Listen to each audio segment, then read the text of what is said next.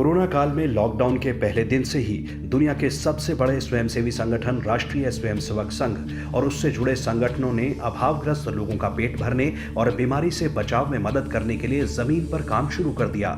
इसके लिए किसी औपचारिक निर्देश की आवश्यकता नहीं थी। स्वयंसेवकों और कार्यकर्ताओं ने अपनी प्रेरणा से ही छोटे समूहों में योजना बनाकर तुरंत राहत शुरू की। कहीं भोजन चाहिए तो कहीं डॉक्टरों, नर्सों, मेडिकल स्टाफ को सामान या दूसरी मदद। दिल्ली में इन बहनों का हौसला देखिए। ये सभी या तो स्वयं सेविका हैं या फिर संघ से जुड़े संगठनों से किसी न किसी रूप में संबंधित। देश के सामने कोरोना नाम का गंभीर संकट खड़ा हुआ तो ये बहनें भी तैयार हो गईं समाज में अपनी भूमिका निभाने के लिए। मोर्चे पर डटे सैनिकों की तरह ये बहनें भी अपनी अपनी मशीनें लेकर तैनात हो गईं। इनमें से हर बहन अकेले ही 500 से लेकर 1000 तक मास्क बना चुकी हैं और वो सब समाज में बांटा जा चुका है।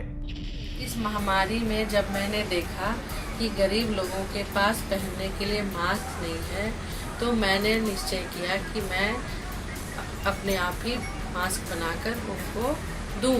अभी तक मैंने 290 मास्क बना चुकी हूँ। मैंने ये महसूस किया इस महामारी से बचने के लिए जो सबसे ज़्यादा इम्पोर्टेंट चीज़ है वह मास्क है, वह गरीब लोगों के पास नहीं है। जो मैंने निश्चय किया था अभी तक मैं 650 मास्क बनाकर गरीब लोगों में बांट चुकी हूँ। लोगों से मैंने पता चले ये महामारी में मास्क की ज़रूरत है तो मैंने और मेरी बहू ने घर पे मास्क बनाना शुरू किया है। 500-600 मास्क बना लिया है और आगे बनाएंगे, सब लोगों के काम आएगा। पूर्वी दिल्ली के लक्ष्मी नगर में सेवा भारती के ये कार्यकर्ता रोजाना हजारों लोगों को 2 समय भोजन उपलब्ध करा रहे हैं। यहाँ कई कार्यकर्ता काम में लगे हैं, मगर सबसे रोचक है ये रतन चाय वाला। लॉकडाउन में चाय का ठिया बंद करना पड़ा तो समय काटना मुश्किल हो गया, मगर आज रतन रोज 700 से ज्यादा लोगों का भोजन तैयार करते हैं। मैंने एक संपर्क साधा सेवा भारती से। उन्होंने कहा हाँ जी बोलो, आप क्या सेवा करना चाहते हो। मैंने कहा जी मुझे खाना बनाना आता है, मैं खाना बना दूंगा, आप मुझे है ना कच्चे राशन दे दो। और तो बोले ठीक है। तो उन्होंने मेरी कच्चे राशन वगैरह भेज दिए और कुछ मेरे को जो चीज़ें थी वो भेज दी। अब मैं रोज़ाना 700-800 आदमी का खाना बनाता हूँ। और फिर मैंने सोचा यार एक चाय वाला है, वो देश संभाल रहा है, तो मैं एक चाय वाला हूँ, क्यों ना अपना मोहल्ला संभाल रहा है। देखने में ये वाहन कुछ विदेशी सा लगता है, मगर सच ये है कि ये पूरी तरह देसी है। बुलेट मोटरसाइकिल पर कुछ मशीनें इंस्टॉल करके छिड़काव करने की ये मशीन तैयार की गई। इसका उद्देश्य है जानलेवा कोरोना वायरस के खिलाफ जन युद्ध। दिल्ली में ही आग बुझाने के उपकरण तैयार करने वाली फैक्ट्री में ही इस वाहन को तैयार किया गया। आप जानते हैं कि निर्जीव वस्तुओं पर भी कोरोना का वायरस कई घंटे तक अस्तित्व में रहता है। उसे निष्क्रिय करने का उपाय है दवाओं का छिड़काव। अब ये वाहन सघन आबादी और छोटी गलियों वाले इलाकों में भी कोरोना से निपटने का बढ़िया हथियार है।